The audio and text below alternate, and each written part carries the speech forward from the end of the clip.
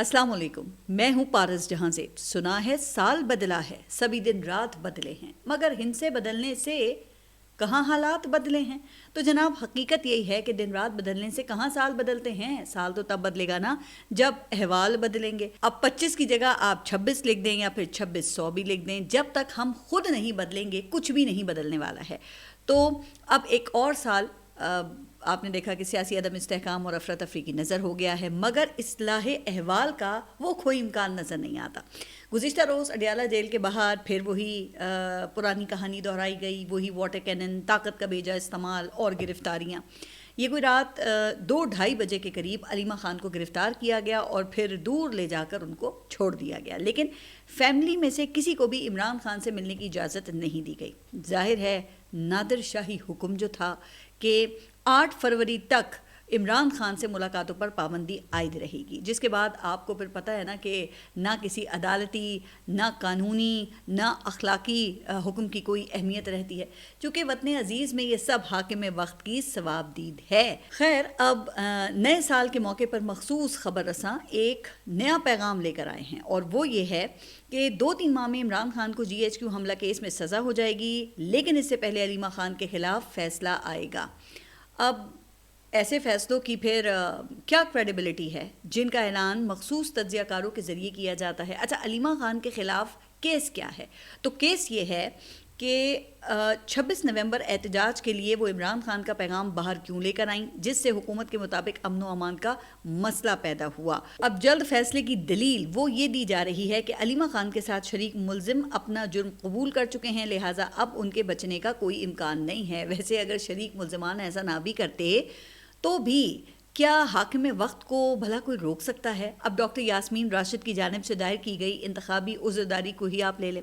ساری دنیا نے دیکھا کہ کس طرح جہاں میاں نواز شریف کو جتوانے کے لیے یہ فارم 45 پر کٹنگز کی گئیں، 10 کو 100 اور 100 کو 1000 اور 1000 کو وہاں لاکھ بنایا گیا، لیکن الیکشن ٹرائبونل نے یہ کہہ کر ڈاکٹر یاسمین راشد کی پٹیشن جو تھی اسے خارج کر دیا کہ درخواست پر ان کے دستخط ہی موجود نہیں تھے. اب 2.5 سال سے ایک خاتون آپ کی قید میں ہے، آپ کے رحم و کرم پہ ہے. دستخط تو وہ تب کرتی نا جب آپ اس کو یہ اجازت دیتے. ظاہر ہے کہ درخواست الیکشن کے بعد ایک مخصوص وقت میں ہی دائر کی جا سکتی ہے، جس کے دوران اگر آپ نے دستخط لینے کی اجازت نہیں دی تو کیا یہ ان کا قصور ہے؟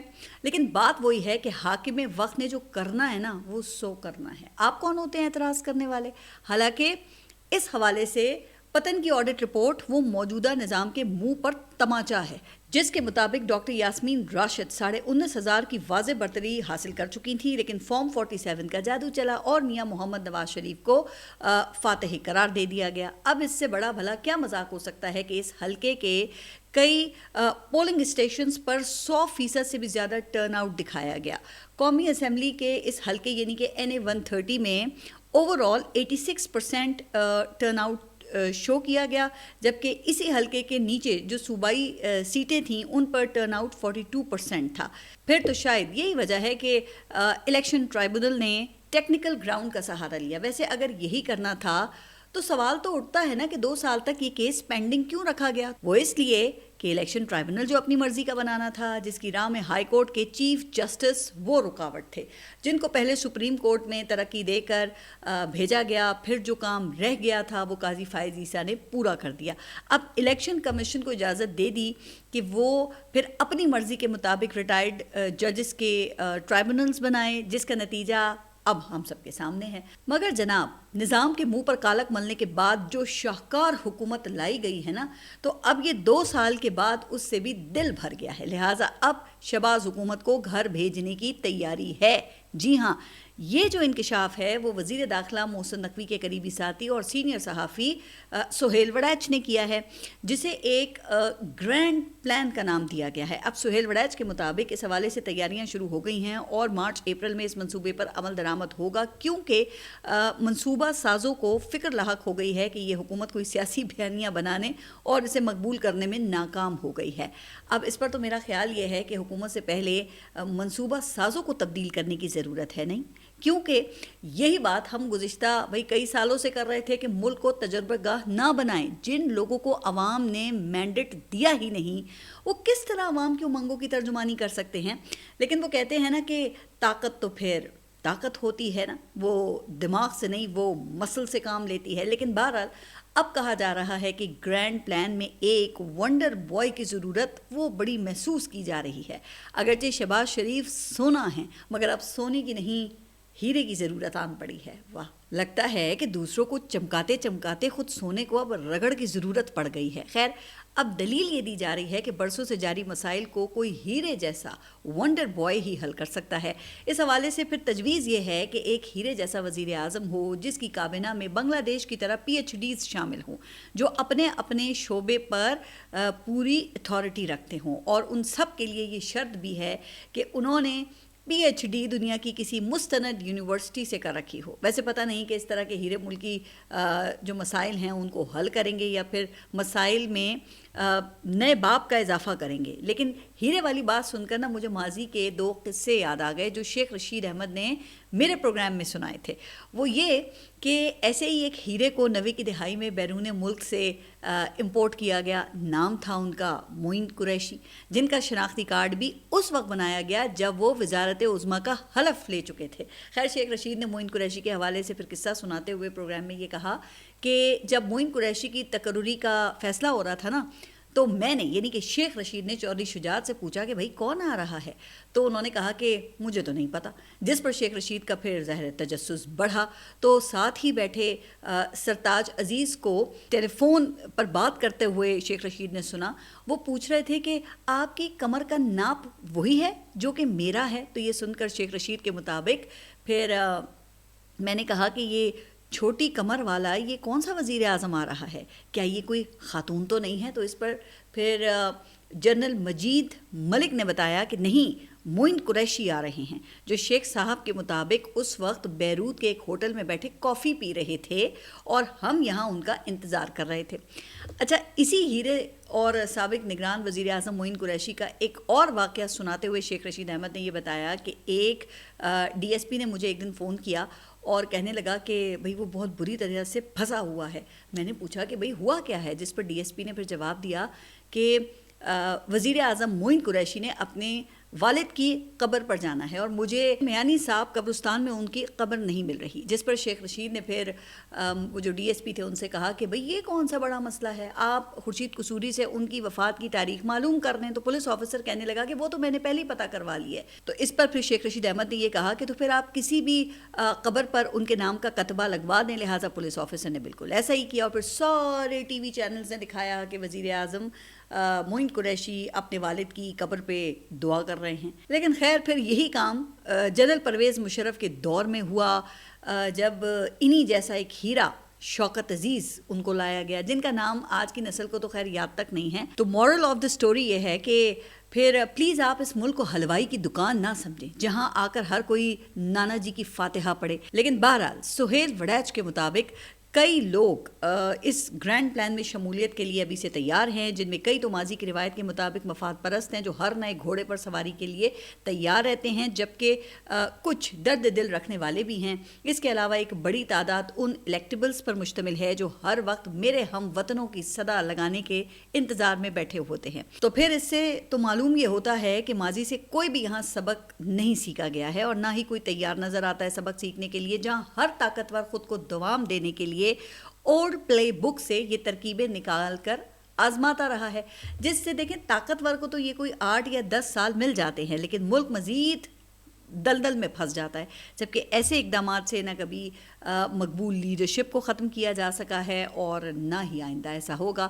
ظاہر ہے کہ اگر ایسا ہوتا ہے تو پھر گزشتہ 4 سال کے جبر اور عدالتی فیصلوں کے بعد عمران خان کی سیاست تو ختم ہو چکی ہوتی نا, جو کہ نہیں ہوئی, اور کہا جاتا ہے کہ نہ ایسے ہوگی جب تک کہ عوام خود کسی کو الیکشنز کے ذریعے ریجیکٹ نہیں کریں گے. تو اس کا واضح ثبوت پھر اس طرح کے پلان میں ہے جو اس وقت سامنے آ رہے ہیں. اب جہاں تک شہباز شریف کا تعلق ہے تو پیغام رسانوں کا خیال یہ ہے کہ جس دن انہیں جانے کے لیے کہا جائے گا نا, وہ چپ چاپ بغیر کوئی چون چرا کیے گھر چلے جائیں گے. ظاہر ہے ملازم اور کر بھی کیا سکتا ہے؟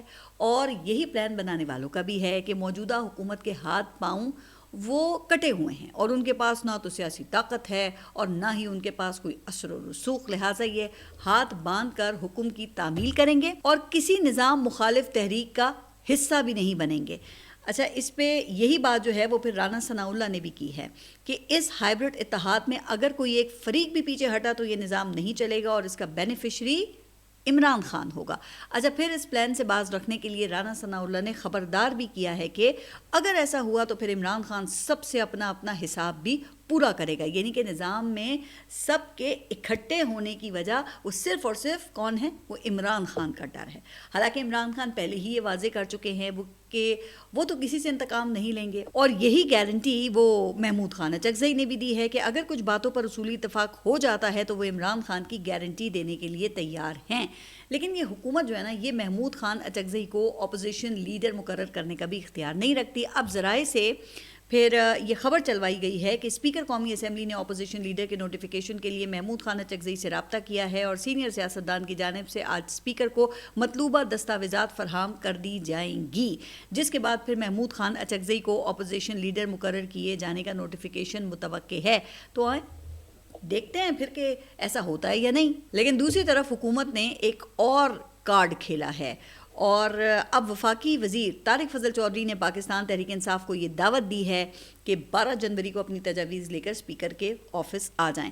حالانکہ پاکستان تحریک انصاف اس بات کو واضح کر چکی ہے کہ مذاکرات کا مینڈیٹ محمود خان اچکزئی اور علامہ راجہ ناصر عباس کے پاس ہے، لیکن ان سے کوئی رابطہ نہیں کر رہا۔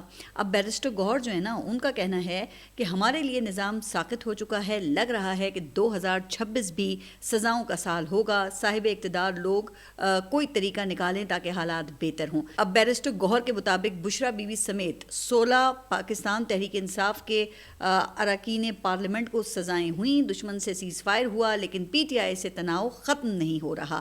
اب یہ جو بیرسٹر گوہر ہے نا، یہ بھی لگتا ہے کہ بھولے بادشاہ ہی ہیں۔ اگر پاکستان تحریک انصاف کے لیے کوئی طریقہ نکالا تو پھر بھئی اس حکومت کا کیا بنے گا؟ اور ادروائز گنجائش نکالنے کا جو طریقہ بتایا جا رہا ہے، وہ کہا تو جا رہا ہے کہ عمران خان کبھی نہیں مانیں گے کیونکہ اس میں مکمل سرنڈر شامل ہے۔ اب آپ ذرا اندازہ کریں کہ پنجاب اسمبلی میں جو یہ طوفان بدتمیزی مچایا گیا، اس پر جو اسپیکر پنجاب اسمبلی ہیں انہوں نے ایک رپورٹ تیار کی ہے جس میں الزام لگایا گیا ہے کہ سہیل آفریدی ان لوگوں کو ساتھ لے کر آئے جو 9 مئی کے مقدمات میں سزا یافتہ ہیں۔ اچھا، پھر مزہ کا خیز بات یہ کہ اسپیکر نے یہ رپورٹ سیکیورٹی اداروں کو بھیجنے کا اعلان کیا ہے۔ اب ذرا آپ یہ بتائیے کہ یہ پنجاب اسمبلی واقعے سے بھلا سیکیورٹی اداروں کا کیا تعلق ہے؟ اگر کوئی غیر قانونی کام ہوا ہے تو بھائی یہ کس کا اختیار ہے؟ ظاہر ہے یہ اختیار تو اسپیکر پنجاب اسمبلی کا ہے نا، جو کہ اسمبلی کے کسٹوڈین ہیں، لیکن کسٹوڈین جب خود ہی ٹری بن جائے تو پھر کیا کیا جا سکتا ہے؟ حالانکہ ان کے اپنے لوگ یہ مان رہے ہیں کہ وزیر اعلیٰ خیبر پختونخوا سہیل آفریدی کے ساتھ غلط سلوک ہوا ہے، لیکن ظاہر ہے کہ وہ لوگ کھل کر بول نہیں پا رہے نا، ڈرتے ہیں۔ اب ذرا آپ خواجہ آصف کے بیان کو پھر دیکھ لیں تو ہوا یوں کہ سہیل آفریدی نے مریم نواز کو اپنے ساتھ ہونے والے سلوک پر احتجاج ریکارڈ کرواتے ہوئے ایک خط لکھا، جس پر پھر خواجہ صاحب نے ایکس پر پوسٹ کرتے ہوئے یہ کہا کہ سہیل آفریدی صاحب، جب آپ کے قیادت میں وفاقی دارالحکومت پر حملہ ہوتا ہے، آپ کے ورکرز آپ کی قیادت کی آشرواد سے سوشل میڈیا پر گندی زبان استعمال کرتے ہیں، اس وقت بھی آئینی عہدوں اور بین الصوبائی عزت خراب ہو رہی ہوتی ہے، آئیں سب مل کر اس کی مذمت اور سدباب کرتے ہیں۔ اچھا، اب اگر کسی کو سر کے پیچھے سے کان پکڑنے کی عادت ہو نا تو پھر اس کے بارے میں کیا کہا جا سکتا ہے؟ یعنی کہ مان رہے ہیں کہ غلط ہوا ہے لیکن ساتھ دوسری باتوں کو بھی نتھی کر رہے ہیں، جس کا کوئی فائدہ نہیں ہے نا۔ کہا جا رہا ہے کہ اب صوبوں کے درمیان نفرت پیدا کرنے کی جو کوشش پنجاب حکومت نے کی ہے، اس کی حوصلہ افزائی وہ کسی صورت میں بھی نہیں کی جا سکتی ہے، چاہے پاکستان تحریک انصاف کی کسی پالیسی پر آپ کو کتنا ہی اعتراض کیوں نہ ہو۔ بہرحال آگے بڑھتے ہیں اور اب ایک انتہائی اہم ایشو پہ بات کرتے ہیں جس کا تعلق ملک کی فورن پالیسی اور سلامتی سے ہے۔ اچھا، گزشتہ کئی ماہ سے یہ ڈھنڈورا خوب پیٹا جا رہا تھا کہ پاکستان کو خطے میں اہم کردار مل گیا ہے، پاکستان مشرق وسطیٰ میں نیٹ سیکیورٹی پرووائڈر بن گیا ہے۔ اب مجھے نہیں پتا کہ آج یہ باتیں کرنے والے لوگ وہ کس حال میں ہوں گے، کیونکہ گزشتہ روز سعودی عرب نے یمن میں UAE کے مفادات پر حملہ کیا تو یہاں پاکستانی ٹی وی چینلز کو یہ ہدایات آ گئیں کہ اس معاملے کو وہ اپنے پروگرامز میں بالکل بھی ڈسکس نہ کریں. شاید اسی لیے کہتے ہیں کہ ہاتھوں کی گرہیں اب وہ دانتوں سے کھولنی پڑ رہی ہیں. تو ہوا یہ کہ گزشتہ روز سعودی اتحادی فورسز کی جانب سے یمن میں ہتھیاروں اور فوجی گاڑیوں پر حملہ کیا گیا. سعودی اتحاد کے مطابق مکالہ بندرگاہ پر یو اے ای سے آیا اسلحہ علیحدگی پسند فورسز کے لیے تھا. اس حملے کی پھر ویڈیو بھی ریلیز کی گئی، جس کے بعد سعودی وزارت خارجہ کی جانب سے بیان جاری کیا گیا کہ یو اے ای کا یمنی جنوبی عبوری کونسل پر دباؤ ڈال کر کارروائیوں پر آمادہ کرنا افسوسناک ہے. یہ اقدام ہماری قومی سلامتی اور یمن کے امن سمیت پورے خطے کے لیے خطرہ ہے، لہٰذا ہم کسی ایسے اقدام سے گریز نہیں کریں گے جو اس خطرے کے سدباب کے لیے ضروری ہو.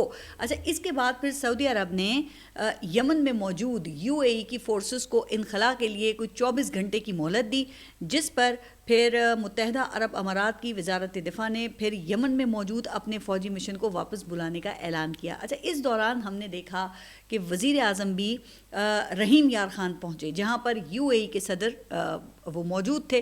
چونکہ حالیہ دورہ اسلام آباد کے بعد وہ پھر رحیم یار خان چلے گئے تھے. اب وزیر اعظم نے پتہ نہیں بھئی ان سے کیا بات کی ہے، لیکن دونوں اسلامی ممالک کے درمیان تعلقات وہ انتہائی کشیدہ ہو چکے ہیں. جبکہ پاکستان کے لیے ظاہر ہے کہ یہ اب آزمائش کی گھڑی ہے، کیونکہ سعودی عرب کے ساتھ پاکستان کا دفاعی معاہدہ ہو چکا ہے، جس کے تحت ایک ملک پر حملہ وہ دوسرے ملک پر حملہ تصور ہوگا. جبکہ یو اے ای کے بارے میں یہ دعوے کیے گئے ہیں کہ وہ بھی اس دفاعی معاہدے کا حصہ بن جائے گا. لیکن گریٹ گیم وہ کچھ اور ہے، جس سے پاکستان نے گزشتہ 2 دہائیوں سے خود کو الگ رکھا. لیکن حالیہ دنوں میں ہماری سیکیورٹی اور فورن پالیسی وہ ہمیں اس جگہ پر لے آئی ہے کہ اب غیر جانبداری رکھنا وہ ذرا مشکل ہو گیا ہے، چونکہ خطے میں لیڈرشپ کردار کے لیے سعودی عرب اور یو اے ای میں ٹسل جاری ہے. پھر یمن، سوڈان، صومالیہ اور اسرائیل کے حوالے سے دونوں ممالک کے درمیان مفادات کا ٹکراؤ ہے. اچھا، یمن میں 3 دھڑے ہیں، ایک کی حمایت ایران، ایک کی یو اے ای، جبکہ یمن کی مرکزی حکومت وہ سعودی حمایت یافتہ ہے. اسی طرح حال ہی میں صومالیہ کے اندر ایک متحارب گروہ کے زیر قبضہ صومالی لینڈ کی خود مختاری کا اعلان ہوا، جسے اسرائیل نے فوری طور پہ تسلیم کیا، جس پر سعودی عرب اور پاکستان سمیت 20 سے زائد اسلامی ممالک نے شدید احتجاج کیا. لیکن یو اے ای ان ممالک میں شامل نہیں تھا. اسی طرح سوڈان میں ہونے والی خانہ جنگی میں ایک گروپ کو یو اے ای اور دوسرے کو سعودی عرب کی حمایت حاصل ہے. اچھا، اس حوالے سے محمد بن سلمان نے حال ہی میں دورہ امریکہ میں یو اے ای کے خلاف صدر ٹرمپ کو شکایت بھی کی کہ وہاں پر قیام امن کے لیے رکاوٹیں ڈالی جا رہی ہیں. پھر اسی طرح سوڈان کے ساتھ اہم ملک لیبیا ہے، جہاں سے اس خانہ جنگی کو ہوا مل رہی ہے. اور لیبیا میں بھی 2 متوازی حکومتیں کام کر رہی ہیں، جس میں سے ایک کے سربراہ کے ساتھ ابھی حال ہی میں فیلڈ مارشل کی ملاقات بھی ہوئی. اسلحہ اور جنگی جہازوں کی فروخت کے لیے $4 ارب معاہدے کی بات کی گئی. اچھا، اور انٹرسٹنگ بات یہ ہے کہ ٹرکی اور قطر جیسے دوست ممالک لیبیا کے اس متوازی حکومت کے خلاف ہیں اور وہ دوسرے گروپ کی حمایت کر رہے تھے. تو کٹ شارٹ کہ یہ ایک ایسی دلدل ہے جس سے پاکستان نے اب تک اپنے آپ کو دور ہی رکھا تھا، لیکن حالیہ دنوں میں کچھ ایسے دورے اور ایسے بیانات دیے گئے ہیں جس سے اب پاکستان کو ایک مشکل صورتحال کا سامنا ہے، یا پاکستان کو ایک مشکل صورتحال میں جس نے ڈال دیا ہے. ظاہر ہے نا کہ کسی بھی طرف جھکاؤ کے پھر اثرات تو ہوں گے. اچھا، پھر ایک اور اہم معاملہ وہ ابراہم ایکارڈ اور غزہ کا ہے، جس کے لیے یو اے ای وہ سب سے زیادہ سرگرم ہے، جبکہ سعودی حکومت نے اس کو فلسطینی ریاست کے قیام سے مشروط کیا ہے. پھر اب حال ہی میں صدر ٹرمپ کی جانب سے حماس کو دھمکی دی گئی ہے کہ فوری ہتھیار ڈالیں. اس حوالے سے ان کا کہنا تھا کہ ہمارے پاس 59 ممالک ہیں جنہوں نے اس معاملے پر ساتھ دینے کا اعلان کیا ہے، اور وہ صرف مشرق وسطیٰ کے ممالک نہیں ہیں. یہ ممالک حماس کو ختم کرنے کے لیے کارروائی کرنا چاہتے ہیں. انہیں اسرائیل کی ضرورت نہیں، نہ ہی وہ اسرائیل کے لیے یہ کرنا چاہتے ہیں. پھر صدر ٹرمپ نے کہا کہ اب اگر حماس نے ہتھیار نہیں ڈالے تو یہی ممالک حماس کو ختم کر دیں گے. تو اب کیا اس بیان کے بعد پاکستان غزہ میں فوج بھیجے گا؟ اگر بھیجے گا تو اس کے نتائج کیا ہوں گے؟ یہ تو پھر آنے والا وقت ہی بتائے گا. آپ سب اپنا خیال رکھیے، اور اگلے ولاگ تک کے لیے اللہ حافظ.